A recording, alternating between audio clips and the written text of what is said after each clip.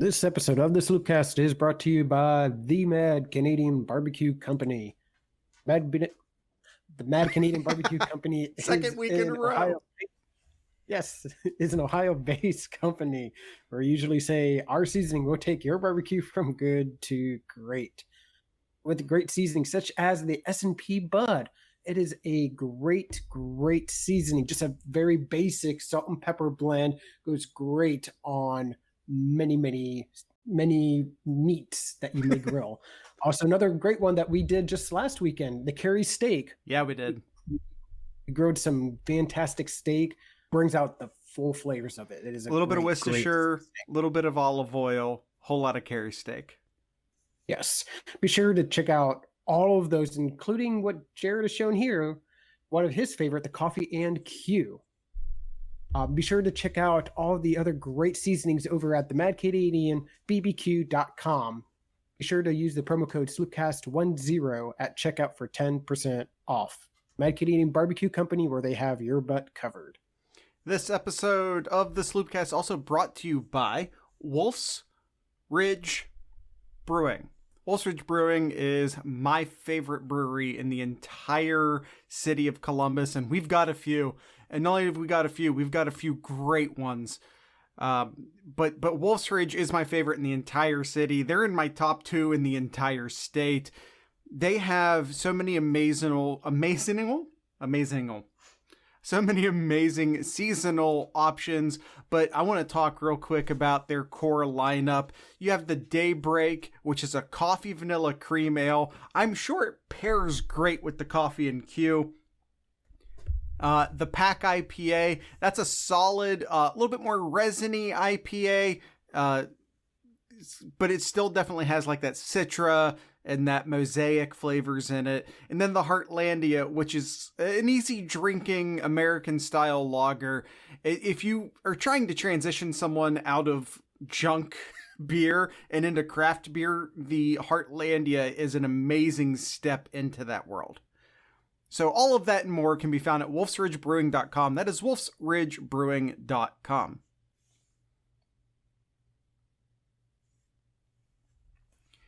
This is where the music goes. Except if you're on YouTube.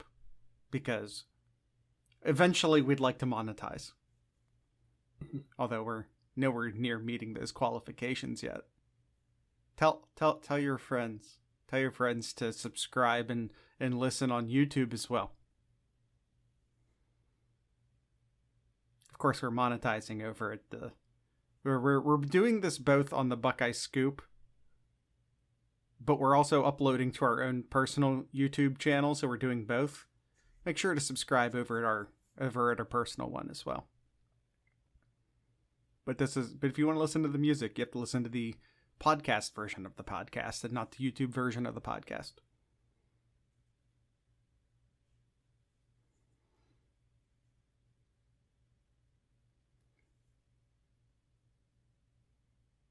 We've got barbecue back here. You're all invited. Welcome to the Sloopcast. How are you doing today, Kyle? Doing pretty well. How are you, Jared? I'm gonna drink my coffee. We had to try that intro twice because I lost it. But you guys don't get to hear that. Now, if you're listening to the Discord, you get to hear me completely losing it the first time. So those of you listening live, good job. Patreon.com/Sloopcast to join the Discord and listen to us record live and listen to me make a fool of myself.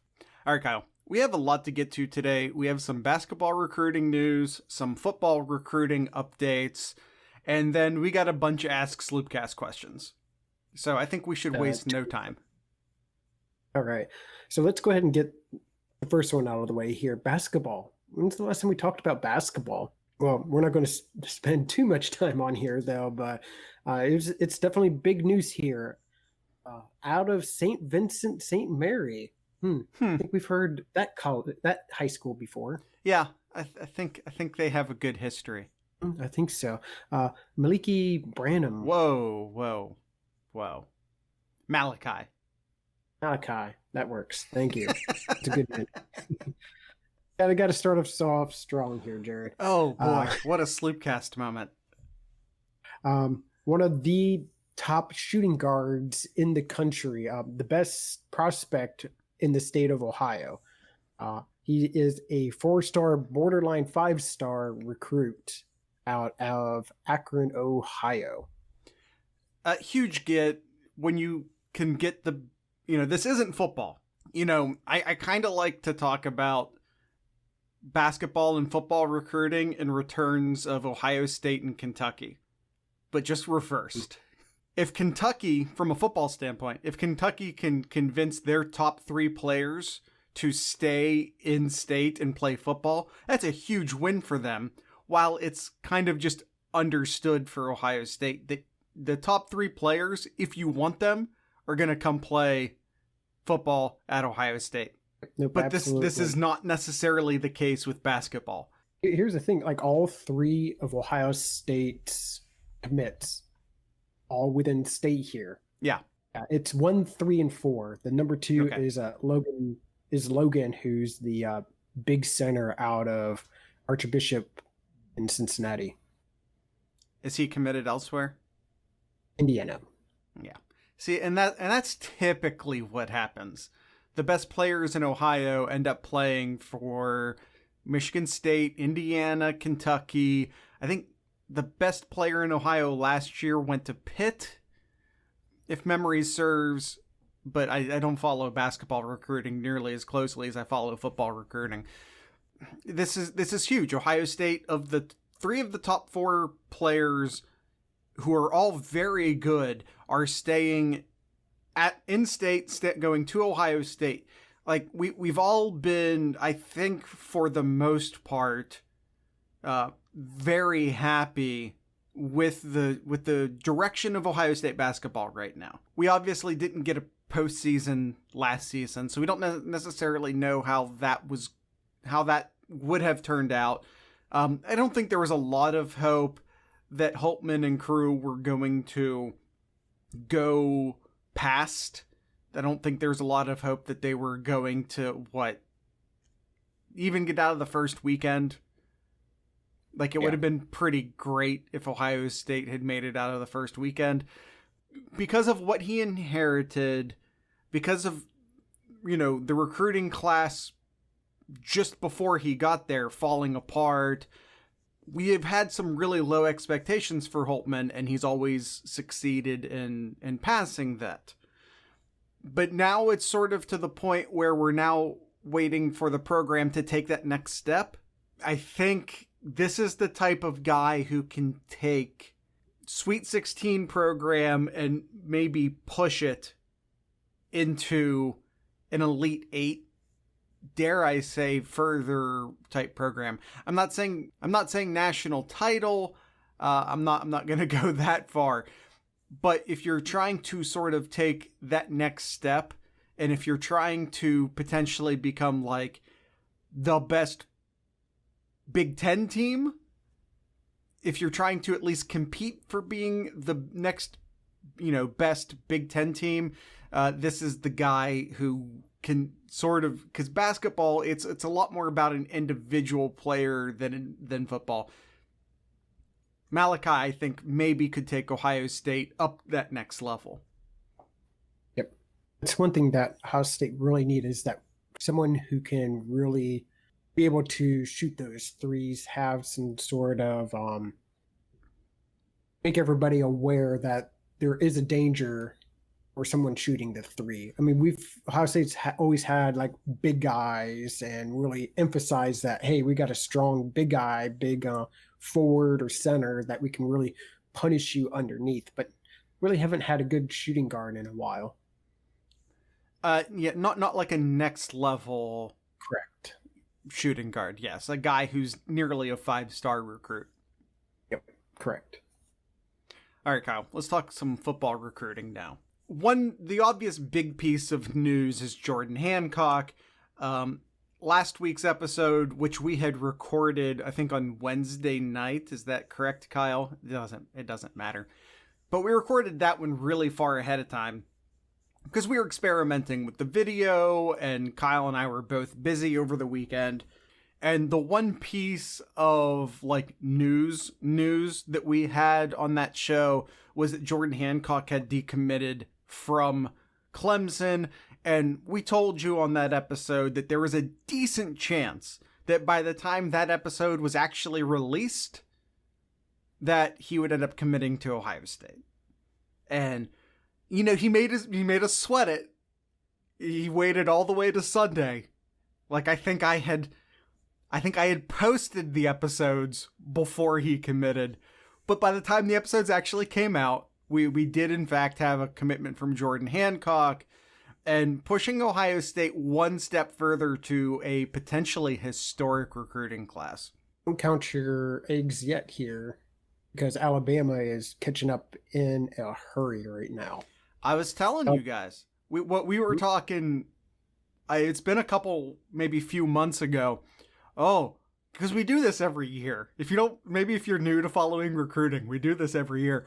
Oh, is Alabama finally losing their steam on the recruiting trail? Because back in March or April or whatever, they were down in the 50s, if memory serves, national recruiting rankings. And I'm just sitting back like, they'll finish top 5. Oh, but everyone, North Carolina and Clemson, and of course Ohio State, and and LSU, and now they'll finish top 5. Don't worry about Alabama. Want to update on UNC and Clemson? I know Clemson, I think they're still in the top 10, but it's getting close. Barely. They're 9th right now. And then UNC is 7th. So all those we talked about a couple months ago is like, oh, look at all these Big Ten teams and where they're ranked. And Rutgers, look how high they were at. Yeah, let me just give you an update where they're at, though.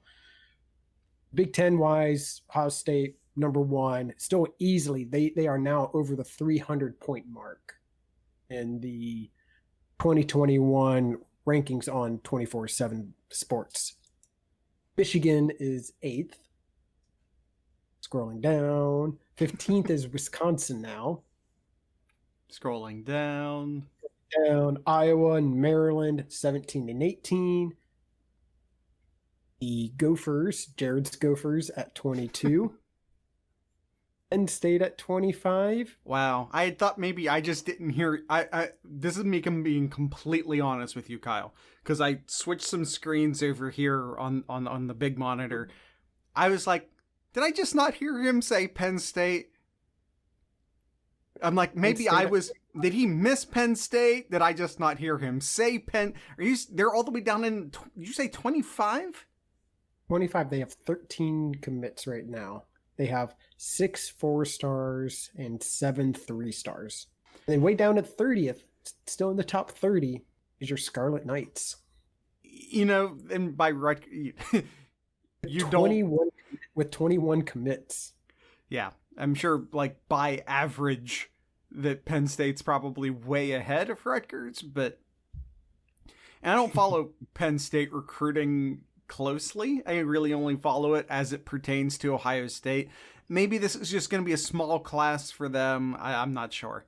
Okay, Kyle. So I saw a few articles, though, that mainly over at ESPN, though. So take it for what that is, though. Their recruiting rankings are worthless. They are. Well, no, it's more of somebody coming out and saying, oh, Alabama has a really good shot at surpassing at Ohio State the way that they're going. And I'm just sitting here, I'm like, yeah, not if JT and Emeka commit. We'll talk about that. There's no way Alabama could surpass Ohio State. You're going to have 3 top 10 players in one school. Maybe. I mean, I'm just going to say I don't know. And I'm going to say I don't know because ESPN's recruiting rankings are stupid and garbage and no one takes them seriously. So maybe, depending upon how ESPN has their stuff ranked, maybe. I don't know. I mean, I have no idea because I have no idea how they have their stuff ranked. That's just me pleading ignorance of anything that ESPN has to say about recruiting. Which you should listen, though, is the Sloopcast most likely to sign. Yes. We have updated our top 6 now because we think that Ohio State will be about that 25 range in terms of commits here. So with Ohio State having 19 commits right now, yep.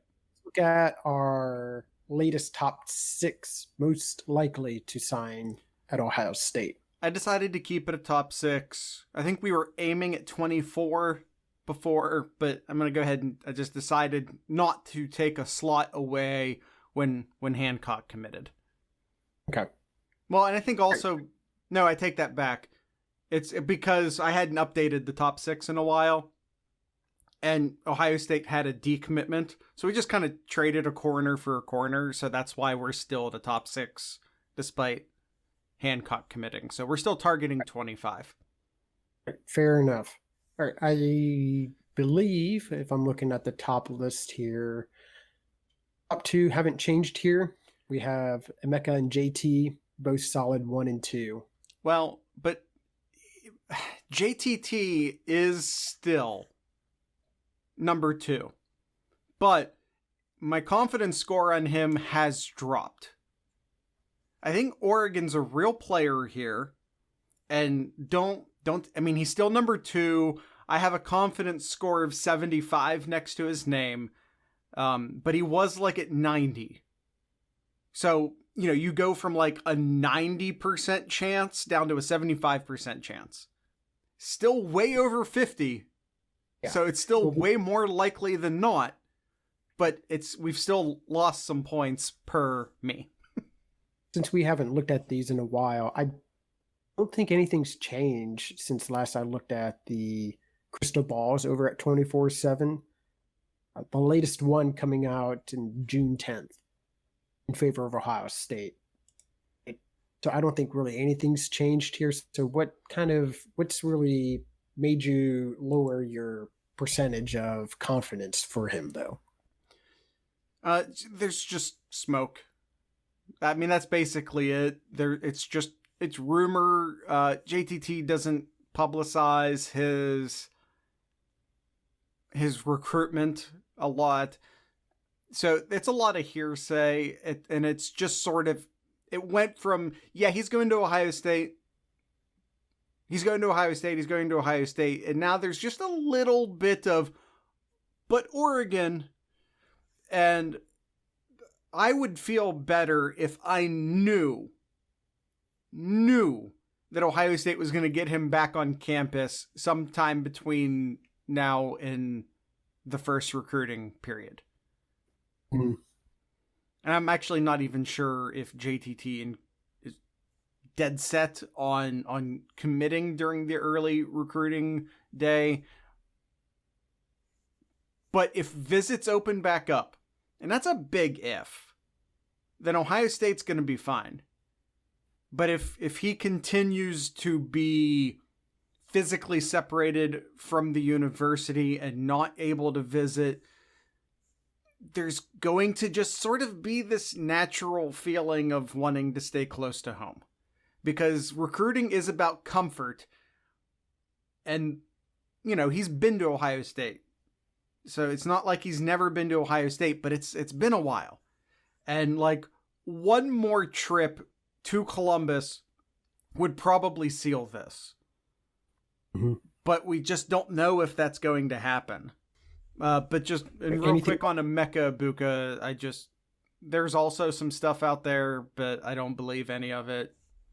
There's conversation about him in Oklahoma. And if it were to be anyone else other than Ohio State, it probably would be Oklahoma, but I'm just not sweating it. All right, moving on here. Number 3 here. Staying in at number 3, we have Taiwan Malone, the defensive tackle out of New Jersey. From what we've seen here, there's still 0 crystal balls for him. He's kind of another one of those JT where doesn't really say anything. It's just all kind of just quiet. Oh, it's to the next level. It's that to the extreme. He is completely tight-lipped. There's just near no indication of from him what he wants or what he's thinking.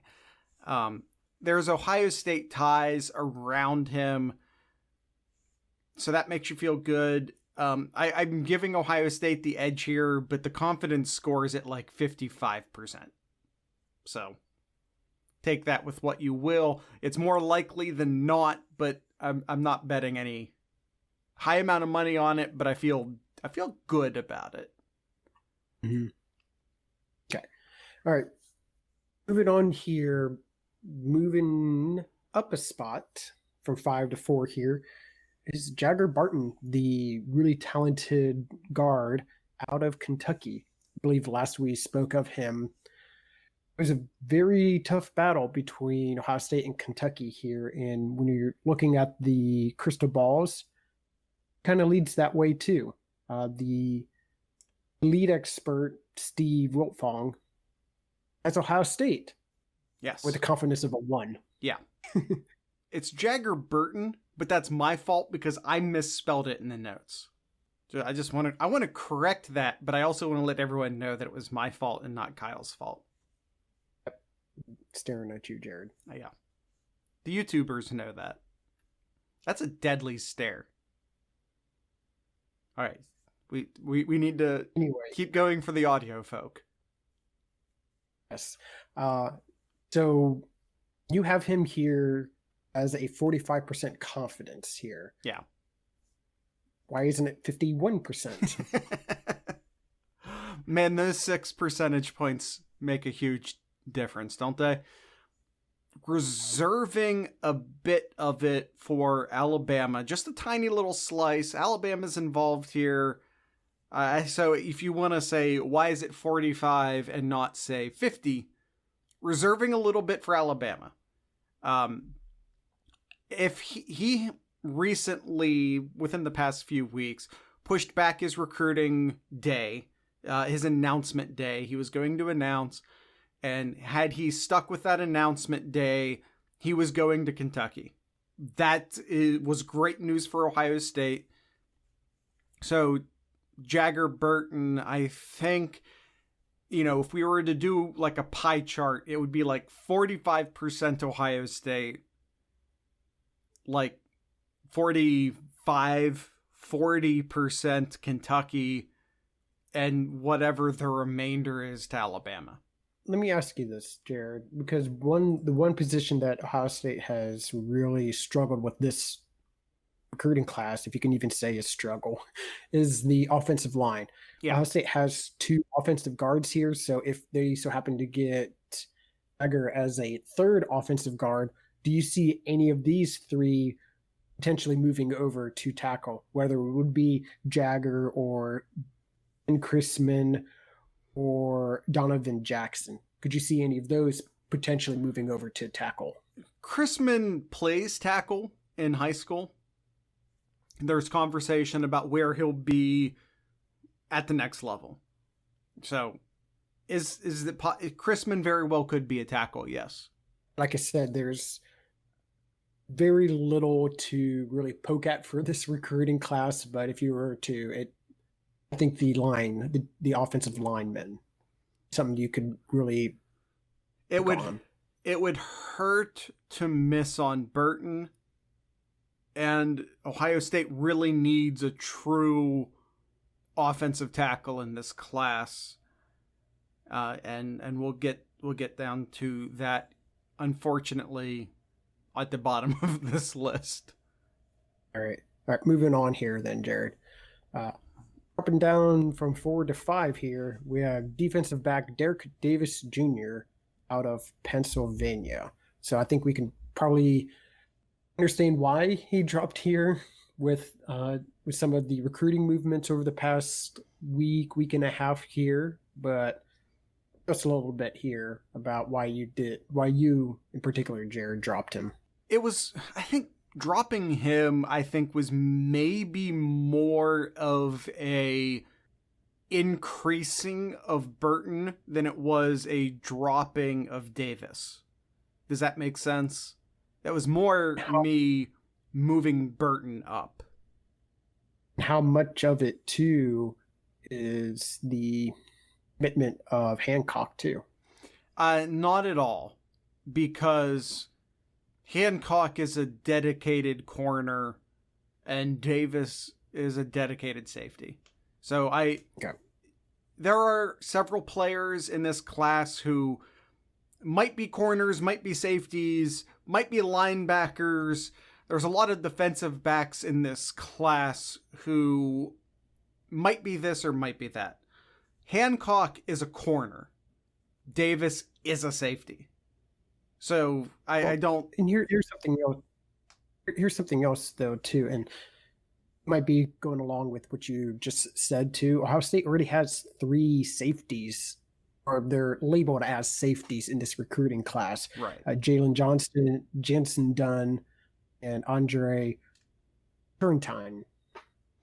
Yeah, and the first name you mentioned, Jalen Johnson out of LaSalle, is a linebacker.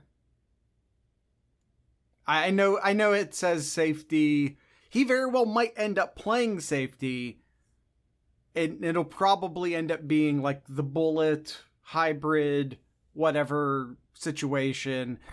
But I see him more as, or just as much as, a linebacker as I do a safety.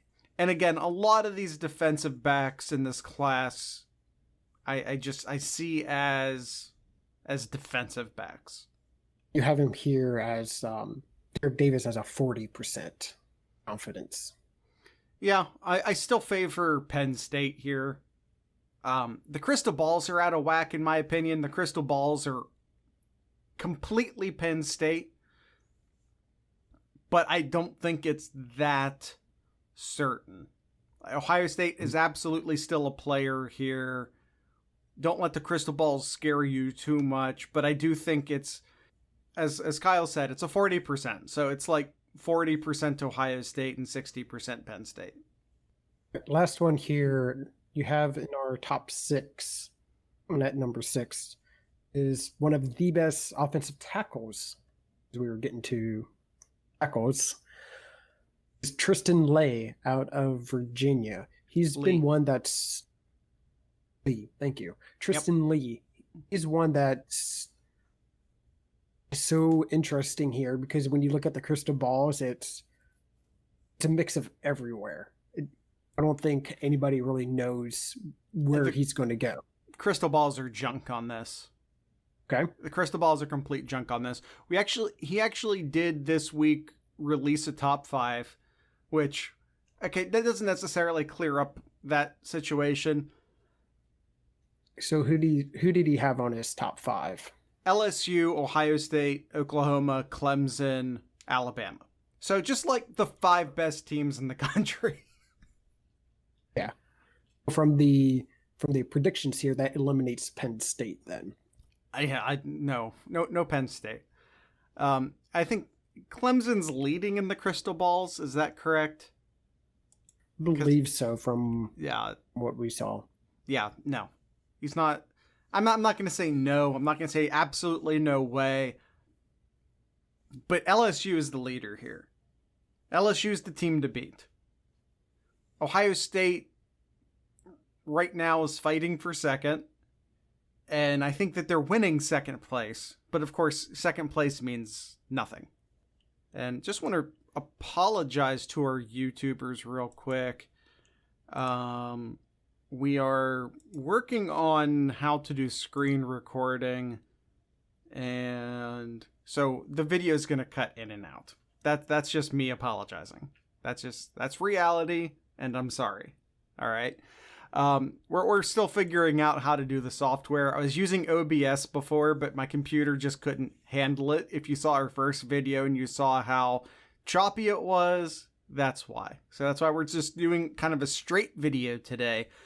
But apparently this trial version cuts out every 10 minutes. So the video is going to cut in and out as I notice the video stops recording. Sorry. We're trying to figure it out, okay? Anyway, Tristan Leigh. LSU is... You have him as a 30%. What do I have him at? Confidence. 30%. Yeah, and that's honestly maybe even a little generous. It's maybe more like a 25 or 20. LSU is a heavy lean right now, but there's a lot of time, and if Ohio State can get him on campus, and that's a big if Ohio State can get him on campus. If Ohio State can get him on campus, this will go great. It'll increase Ohio State's likelihood of getting him on campus to like 50%. Last one you have on here, Jared, dropping out of the top 6 is offensive tackle Raeshawn Benny out of Michigan. This was just me favoring Leigh a little bit more right now.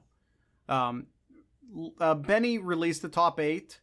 Ohio State was not in the top 8, but Ohio State could still make up ground here if they really decided they wanted to. But they're kind of all in on Leigh right now. There's still a long way to go in this recruitment process.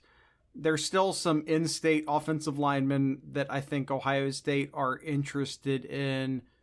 Most specifically, Terrence Rankle from Massillon, Ohio. He's currently committed to Pitt. I don't think that's a huge deal. So we'll see. As far as that goes, there's some in-state offensive linemen Ohio State are still interested in if Leigh misses, but Ohio State needs a dedicated offensive tackle in this class, and they really needed a few studs, and they're not. Yeah, it's not the offensive line recruiting class is not hitting the way it needed to hit this year. If they don't get Leigh, if they don't get Burton. If they get Leigh and Burton, everything's fine. But Leigh, they're just trying to play catch up on, and it's just not ideal. And you look at Raeshawn the past 2 weeks here, all the crystal balls have been going to Michigan too. So it might be too late for Raeshawn at this point. We'll see. Early-ish in this. I mean, it feels late in the recruiting process because so many kids are committing. We're way ahead of schedule as far as kids committing. There'll be lots of flips and decommitments, and we've talked about all that before. All right, Jared, anything else on your top 6? Let's do some ad reads. Cool. First off, we'd like to thank Wolf's Ridge Brewing for sponsoring today's episode. Wolf's Ridge Brewing, the best brewery in the entire city of Columbus. Kyle, you came and had a visit this weekend. So despite your North Carolina happenings, your existence in North Carolina, you got to come up and have some Wolf's Ridge beer. Which ones you have? Which ones did you like? No, I remember you. I know for a fact you had the High Banks. I know for a fact you had the Pack IPA. I think you had maybe a couple or a few others. Which ones did you like? I think the High Bank was probably my favorite, and then coming in close was the Pack IPA. I'm an IPA guy, obviously, yeah. But yeah, those two I definitely would recommend. They're really good. Had them with some great grilling activities that we did over the weekend. Grilling activities. And, yeah, both of those I would highly recommend. The Pack IPA is an overall great, just all around IPA. So I probably would recommend that one, probably more so to people though. But my favorite though is probably the High Bank though. The High Banks is really, really good. You can find the High Banks. You can find a lot of other IPAs. If you're like Kyle and you're an IPA drinker, they've really turned up the dial on the number of IPAs they have, and you can find all of those and more at wolfsridgebrewing.com. They are now delivering to every major market in the state of Ohio. And like I said, if you can go over there and you can plug your zip code in and you can see if they deliver to your area. And like I said, you can find all of that at wolfsridgebrewing.com, wolfsridgebrewing.com. I'd also like to thank the Mad Canadian Barbecue Company for sponsoring today's episode as well. The Mad Canadian Barbecue Company has been a sponsor for many, many months now, and we're so happy and thrilled to have them continue to support Jared and I at the Sloopcast here. Mad Canadian here, we'll just mention some of the other great seasonings that he has to offer, including what Jared's holding up now, which is the Brits Blend. It's just a great, great overall seasoning to put on your chicken, on your steak. It's a great overall seasoning. Some of my other favorites that I've used on wings. So if you're a wing type of person, the Who Four isn't? Horsemen, great. No, I was just saying, who isn't a... Okay, I'm sorry. You talk. the four the Four Horsemen, it's a great spicy. So those who like those spicy type of wings, definitely recommend that one, or the Sonoran Heat if you don't want as much of a kick. If you want just a good old smoked flavor, well, just go with the smoked. The smoked is another great seasoning as well too. Find this, and what are they up to? 13 still? 3, 6, 9, 12, 14. Check out all 14 seasonings over at the madcanadianbbq.com. That is the madcanadianbbq.com. Be sure to use the promo code SLOOPCAST10. Check out for 10% off. All right, Kyle. We have a bunch, I would say a metric crap ton of Ask Sloopcast questions. So let's pick out the good ones, and let's ride these home. All right, Suncard asks, what is the highest rated class, and can the Bucks capture that title in 21? What's the highest rated class? The one they're working on will almost definitely be the highest ranked class in Ohio State history. And of course, when we say history, we're talking about the modern internet recruiting era, which only goes back to about the year 2000. The past 20 years. In history. It sounds much better that way. It does, yeah. But to kind of round out the top 5, which I don't think we covered though, Ohio State 1, Alabama 2, Oregon 3, Tennessee with 4, or at 4, excuse me, and LSU at 5. Crap, the recording stopped again. It's almost like that North Carolina stuff. Like, oh, North Carolina has the number 2 recruiting class. If you say so. Like, I think we all knew it wasn't going to last, right? Mm-hmm. They'll still have a really good class still. I mean, they're at 7th right now. Yeah, and they're doing great for North Carolina. Of course, if they have Grimes, I couldn't think of his name for a second. If Grimes, is he still counted in that class? Because there's talk about him reclassifying to the 2020 class. And of course, if Grimes is not counting towards their class, that's obviously going to hurt it, because he'll then count towards last year's class. But they also didn't have Grimes up until a couple weeks ago, so I do not see him there. Okay, so maybe 24/7 has reclassified him to 2020. Possibly. Okay.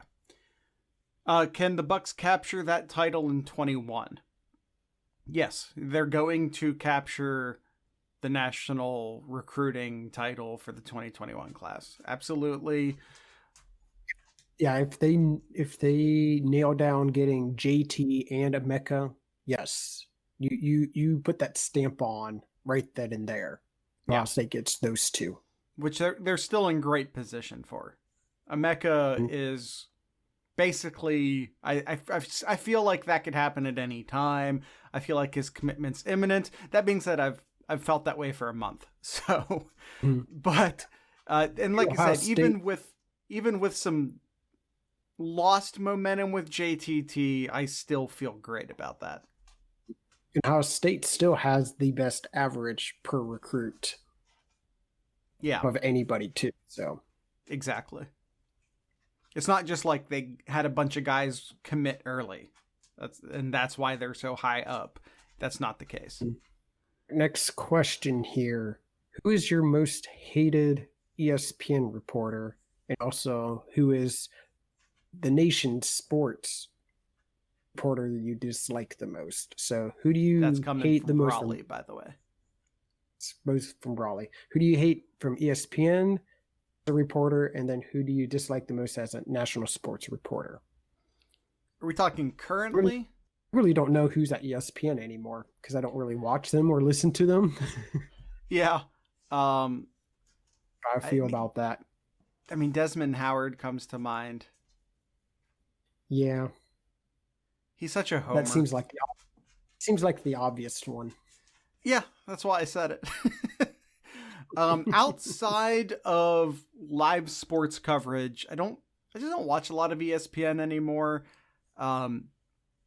It doesn't make sense. I don't listen to ESPN radio, especially not the national guys. I don't listen to that anymore. It's like, why? And I'm preaching to the choir here, but like, why listen to national stuff? All those commercials. I mean, I know we do ad reads on this show. I know that. But compare that to the average amount of time you listen to ads, like listening to the radio. We barely have any advertising compared to like regular radio. We have basically none.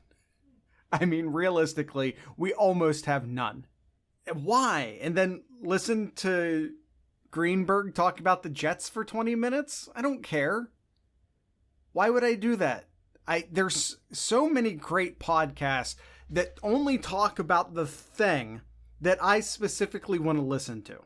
If you guys aren't listening to the Scoop World Order and all of the amazing interviews Kirk Barton's having over on the Scoop World Order right now, the hell are you doing? I'm partially saying that because we're a part of the Buckeye Scoop family. But also it's great. Like, I don't know if I'd go out of my way to talk about it if it wasn't, but that does not change the fact that it's absolutely great. You know, the Buckeye Weekly, we've been rolling with Tom and Tony for a while now. Tom has 15 minutes of just the latest Buckeye stuff every morning on the morning scoop. Why would I listen to, like I said, Mike Greenberg talk about the Jets for a half hour, and of that half hour, 10 minutes of its commercials? I went off on a rant there. What about national? Who do you dislike the most in national sports? I don't know. I don't spend a lot of time. I hate everything at Barstool. I think that they're basically like the Logan and Jake Paul of sports media. And if you don't know who Logan or Jake Paul are, congratulations. Keep it that way. But like, that's what Barstool is. If the Paul brothers did sports media, it would be Barstool. Yeah, I 100% agree with you. It's definitely anybody over the Barstool. Like, it's just terrible over there, and I go out on my way to not see them in what they have to post. I literally have the term Barstool muted in my Twitter timeline. Everyone, all right, moving on. Meet Apollo. Moving on here. Yes, hi Apollo. Moving on here, we have Duncan from the Discord, which is what he named himself now on our Discord. Would you change your all-decade list if you only consider performances in the game? You'd have to, right? Yeah, you definitely would have to, yeah.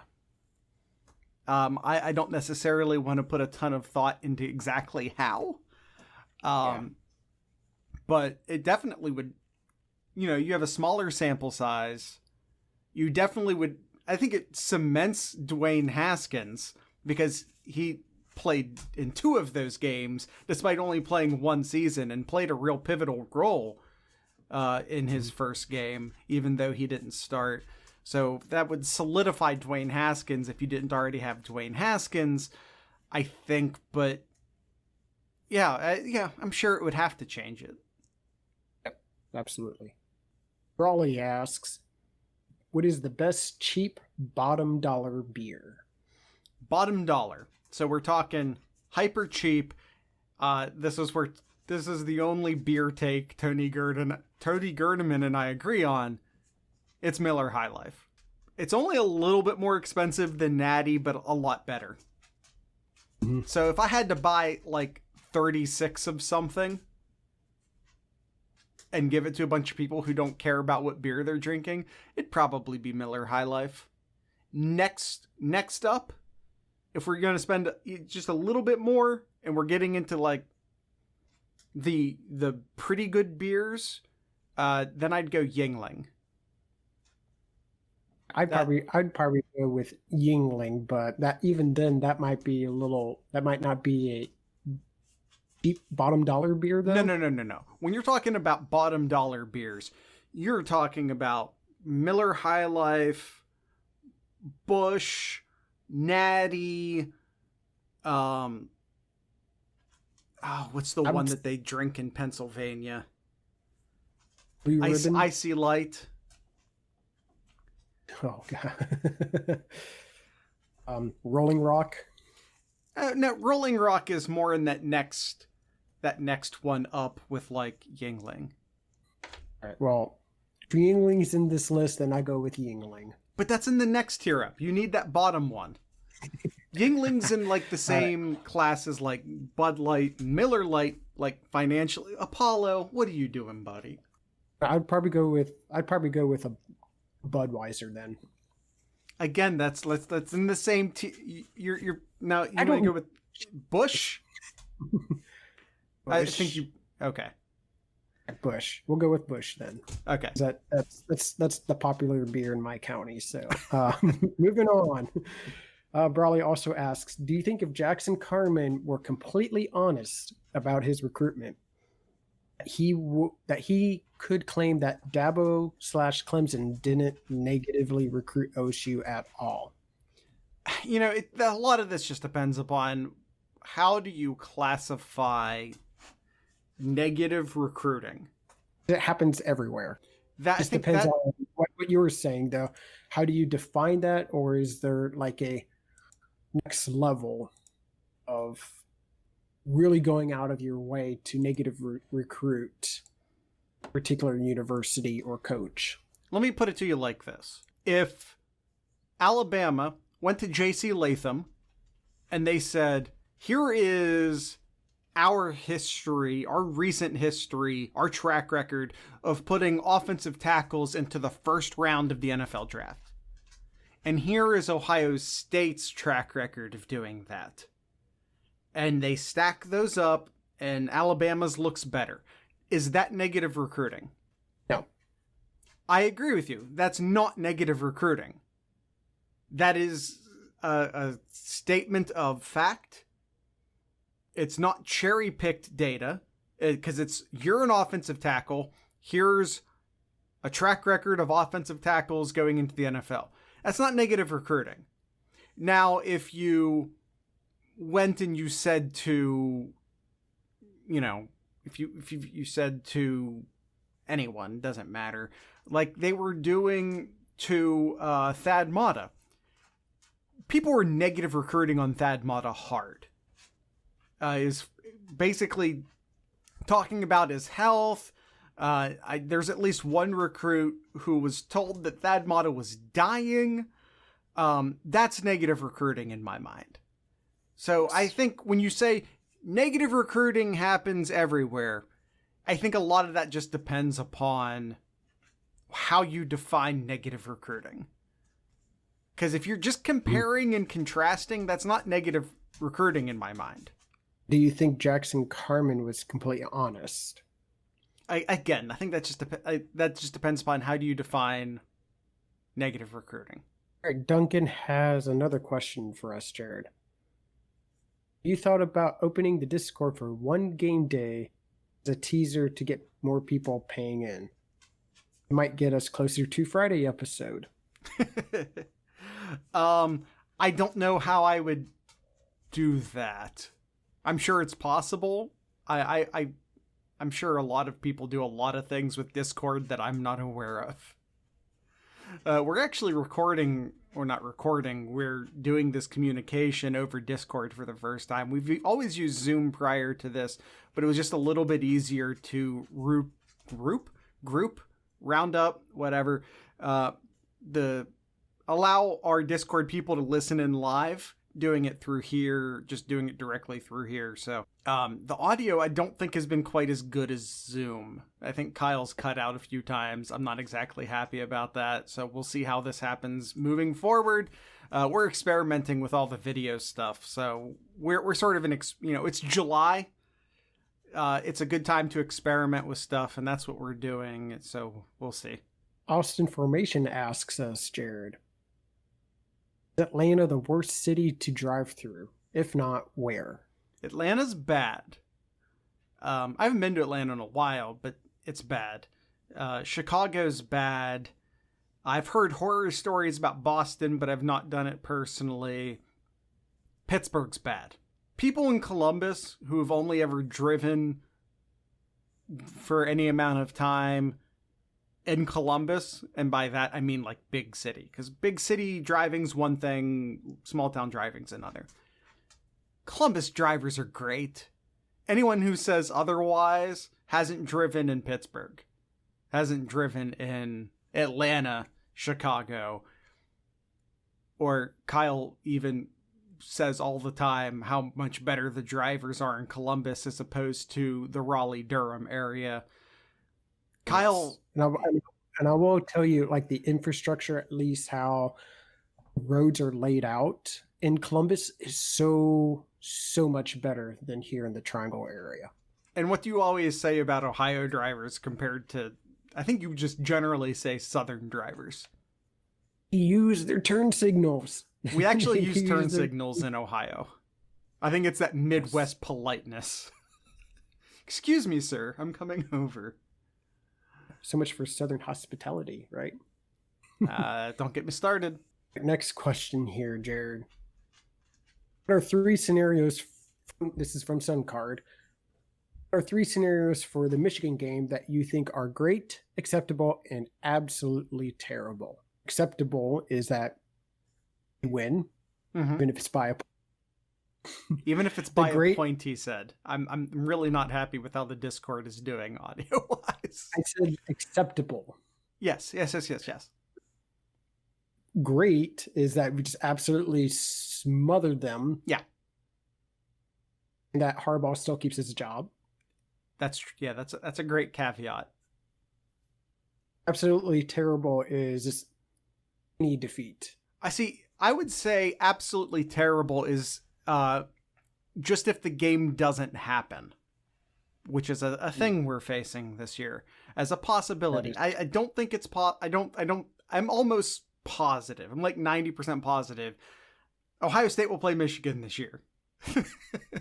I feel really good that it's gonna happen.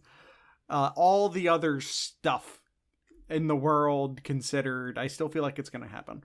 And I don't put the loss as absolutely terrible simply because I refuse to acknowledge it as a scenario.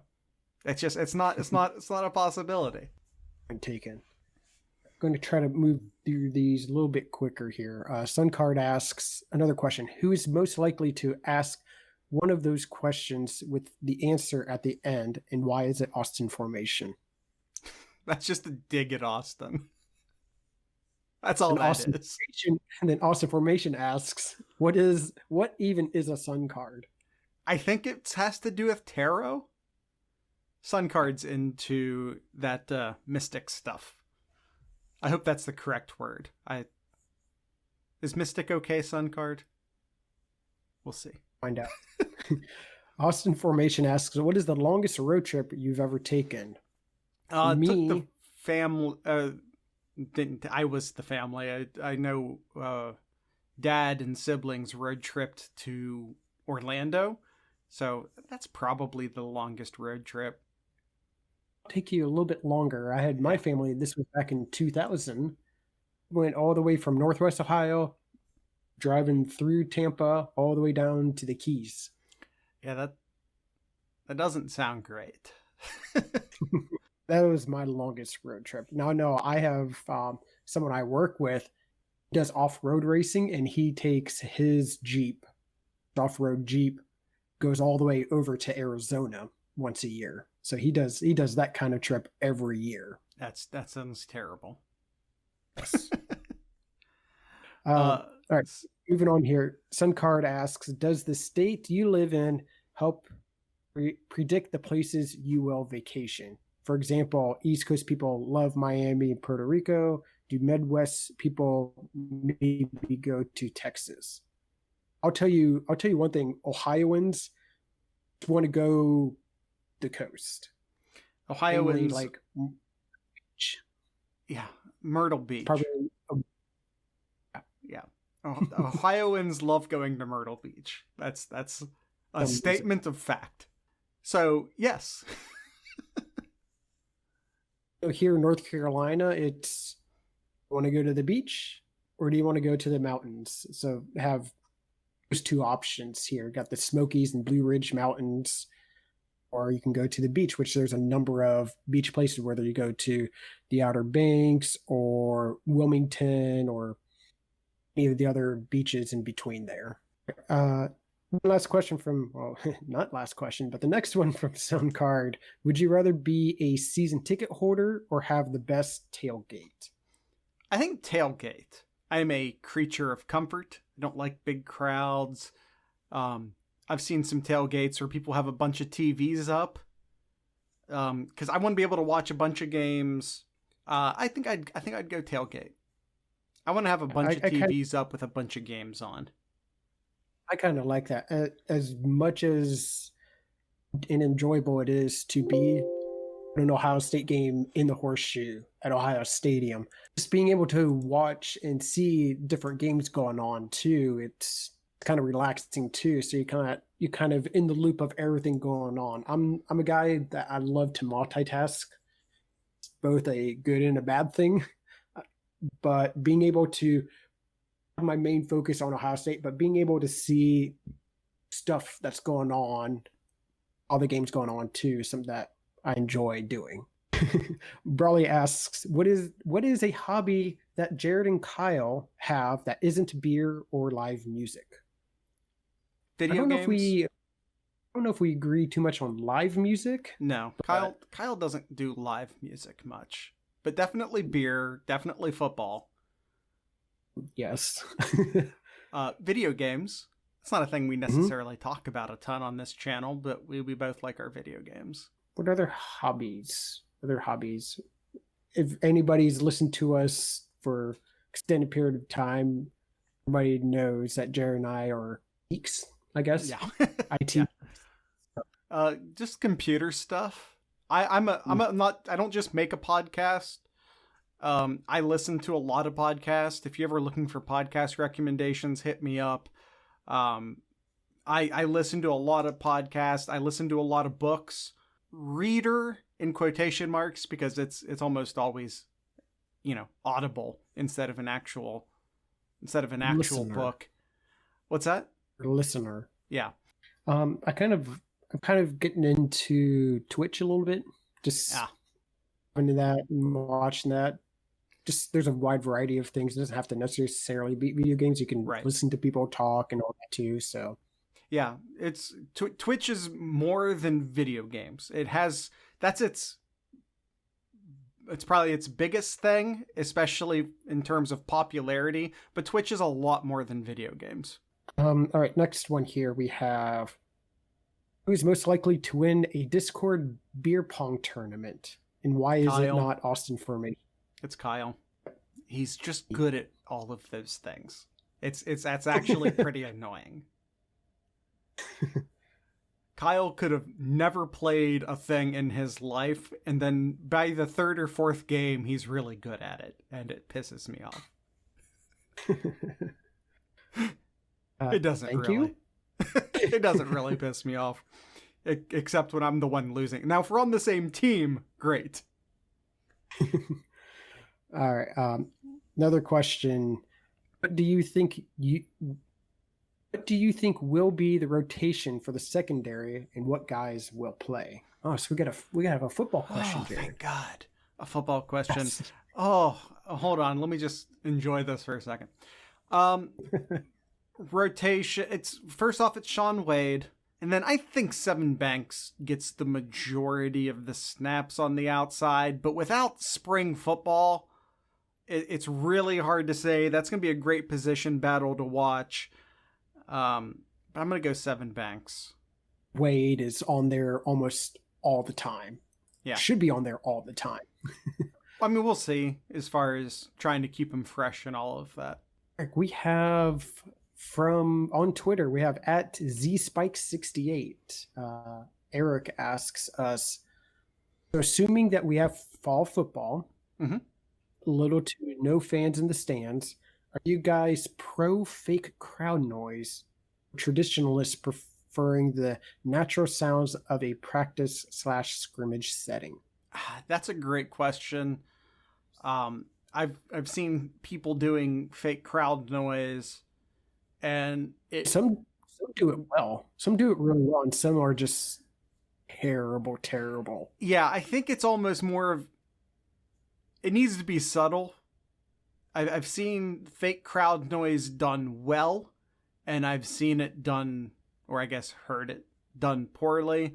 I think the MLS has used some fake crowd noise, and I thought it's just sort of a low hum of crowd noise, and I think maybe that's the best way of doing it. So I think a low hum of it should be very subtle. Just a low hum of crowd noise, I think, might be best. I think for college football, I think the noise should be more of songs played by your band. Yeah, but do you want that going throughout the entire broadcast? No, yes, but it would go between snaps and all that, whether you have drum cadence or just a shortened of a fight song, or it'll be tolerable to watch an Oklahoma game this year, I'll tell you that much. I mean, one thing I enjoyed like watching the MLS is actually listening and hearing the players talking to each other and what they need to do or what they're looking out for. That's actually really, really cool to hear and listen to, and even hearing the coaches yelling out things too. That could be a disadvantage too for football though, but yeah, there's something though. Last question here, Jared. Suncard asks us on Twitter using the hashtag AskSloopcast. Yeah, it's not just for the Discord, you guys. You can do it on Twitter and sloopcast@gmail.com. Think the following scenarios in likelihood. Okay, so he gives us 4 options. Option 1, conference-only season in 2020 with 4-team playoff. Conference-only season in 2020 with 8-team playoff. Spring 2021 season and no season. First is the conference-only season with a 4-team playoff. I want an 8-team playoff. That's what I would do as my preference. I just don't see it happening. But I will also put it as my second most likely, with no season being third most likely, and you can just throw out that spring season. It's not going to happen. Mine is conference only with 4-team playoff. Second, I have no season. Third, I have conference season with 8 teams. And last, I have spring in 2021. Yeah, and that's fair. I would say that the one he's missing that I think is actually the most likely, actually the second most likely. The first most likely, conference only season with a 4-team playoff. I feel like that's what's going to happen. Yes, but the second most likely, and an option he did not give us, is a conference only season with no playoff, no postseason. That's on the table, and it's, I think, more likely than an 8-team playoff. Unfortunately. Because one of the big things that these conferences are wanting, which we should sometime this week, we're going to hopefully hear back from the SEC and the Big 12 on what they would like to do. They're going to follow suit with the Big 10 and the Pac-12 too, because one of the things is that the conferences wanted to manage and be able to maintain how the testings are being done, and they just feel more comfortable doing it with just the universities in their conference. So when you try to go out to playoffs or even just other bowl games, then you're going out of the way of what they feel comfortable about. So I'm kind of leaning to what you're kind of saying, though, Jared, is that there will be no playoffs. There will be no postseason at all. I think there will be, but I think a no playoff is more likely than an extended. Started. I might have to buy this program or find a new program. I used OBS on our first recorded one, and it just ate too much RAM and destroyed my computer. So I can't use OBS, not with this computer anyway. I would say a 4-team playoff is still very likely. I would say that there's a decent chance that they do it at a single location. That it's just all going to take place in Atlanta or Dallas. So I feel like that's pretty likely that they'll just do it at a single location. And I think the whole thing about staying inside the conference has more to do with being flexible in your scheduling than it has to do with like being in a comfort zone per se. It's like, okay, if we need to cancel this game, then we can shuffle things around, and it's a lot easier to shuffle things around if you're a conference, if your teams are only playing each other, because you have full authority at that point. But the Big Ten is potentially going to release a schedule this week, and like it's all one big to be determined or subject to change. The schedule will be merely a suggestion because it just doesn't mean a lot, in my opinion, because it's good. I think the whole reason they've done the conference only schedule is so they can shuffle it at a moment's notice. And I think that is all the questions we have. Yeah, and I think that's it for today's show. We moved, big piece of news. We moved our t-shirt store. We are now at TeePublic. So if you search TeePublic and Sloopcast, or check out the link down in the doobly-doo, you should be able to check that out. Better quality merch. I wasn't super happy with the quality of the merch over at Teespring and how it sort of held up over time. So we're going to move away partially for that reason. I like the storefront more. It allows me to sort of edit stuff better. It's easier to organize. I don't think I'm going to make quite as much money off of it, but that's fine as long as you guys are getting better quality stuff. Oh, you also get it a lot quicker. Like the Teespring stuff took forever to show up, and that was annoying. So I just decided to move over to TeePublic mostly because I thought it was a better user experience, both for me as a seller and you as a buyer. Even like I said, if I'm not making quite as much money, I just feel like the experience is a lot better. That, and they have zip-up hoodies. Couldn't get the zip-up hoodies over at Teespring, but you can at TeePublic. Just moves the logo to the back of the shirt. It's good stuff. I like it. And I think follow us on all the social stuff at Sloopcast. Kyle, what's your Twitter handle? The crazy one, crazy with a K and one spelled out. And one of our tiers over at the Patreon is you get a free t-shirt. So that's cool. Go check out patreon.com/sloopcast. Help contribute to the show. Join the Discord. Live participate in the show. All of that fun stuff. All right, Kyle. Anything in Kyle's corner? What about our own Columbus Crew? Just re-up my season tickets for next year. Yes, in the new stadium. Yeah. There's going to be a beer garden. I think I talked about this last week, but I think it's worth repeating. There's going to be a beer garden in the Nordecke. Hells yeah. It's awesome. Hells yeah. Yeah. Also, the Crew sweeping through their group, defeating Cincinnati, the Red Bulls, and Atlanta. And moving on to group play, which they will play Minnesota Tuesday at 8 p.m. Crew just looking really good. They have their defense is solid. They have some really good playmakers, some good strikers and forwards. So yeah, they're looking really good. Looking like one of the best teams as of through the group phase. Yeah, I mean it's a good group. The group they were playing in, Atlanta's the defending champions, and 8-win teams are just like, oh, we're just going to call them FC or SC, something very generic. or you mean like not using a nickname or just FC, which you see over in Europe do a lot too. It's like come on, be original here. I know Red Bull is it's a sponsor though, but I mean, come on, you got the Crew. Crew SC. They're still the Crew.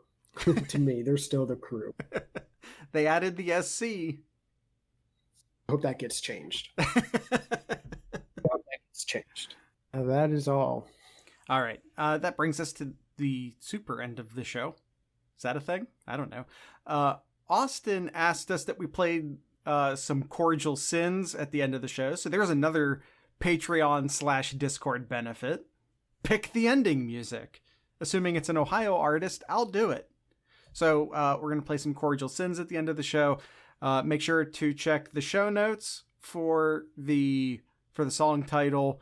And with all of that being said, I'd like to encourage everyone to drink local beer, listen to local music, and of course, support your local podcasters. Once again, this is the Cordial Sins. Unless, of course, you're on YouTube.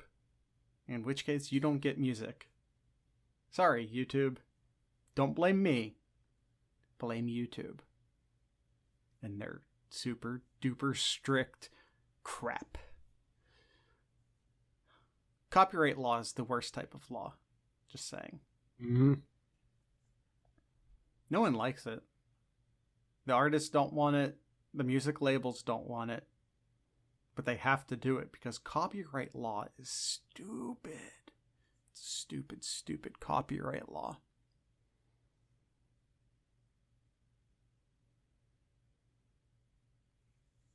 Once again, this episode of the Sloopcast was brought to you by Wolf's Ridge Brewing. Wolf's Ridge Brewing has amazing beer, and they also have like the best beer delivery service you can possibly get. Not just Columbus anymore. If you live in the Columbus area, and that Columbus area extends out quite a far way. Like I know it goes out at least as far as Newark. They have a zip code thing on the website you can go type your zip code into and see if they deliver to you. But they deliver to the Columbus area Tuesday through Sunday. But they also deliver to the other major markets in Ohio, including Cincinnati on Sunday, Cleveland on Monday, Dayton on Wednesday, and then Akron, Canton, Findlay, and Toledo on Thursdays. And like I said, check out wolfsridgebrewing.com. They have an amazing selection of beer. They've grown amazingly over just in 2020 with the number of beers that they offer. I think opening the canning facility was a huge deal for them. So they're packaging all sorts of great beers right now. I really like the Gold Standard. I really like the Beckenraw, if that's how you pronounce it. I don't know if that's how you pronounce it, but it's a smoked lager. It's really good. It kind of tastes like bacon and a bit like a campfire. It tastes like a campfire. Like you might think that doesn't sound good. It sounds good, I promise. All of that and more can be found at wolfsridgebrewing.com. That is wolfsridgebrewing.com. This episode of the Sloopcast also brought to you by the Mad Canadian Barbecue Company. I'm holding some smoked right here. Camera smoked. There it goes. I'm holding some Brits blend right here. This is an amazing Southwest guy right here. It's great in your chili. It's great in your salsa. The camera won't focus on it, but that's okay. But it's called Brits blend. I promise that's what it's called. It goes, like I said, anything Southwest. It's amazing. It's fantastic. I love it. And just the coffee and Q. Oh, the Mad Hatter. It's a citrus pepper blend. And it's red pepper. It's chili pepper. So it's salt. It's chili pepper. There's the focus. It's salt. It's chili pepper. And it's lime.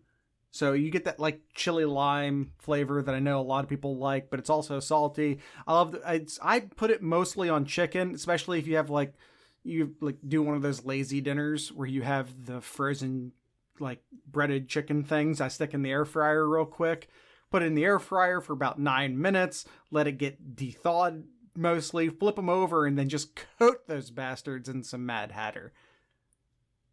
It works. It works every time, I promise. All of that and more can be found at the Mad Canadian Barbecue Company. You can get 10% off your entire order with the promo code SloopCast10. That is SloopCast10 at checkout. The Mad Canadian Barbecue Company, they have your butts covered.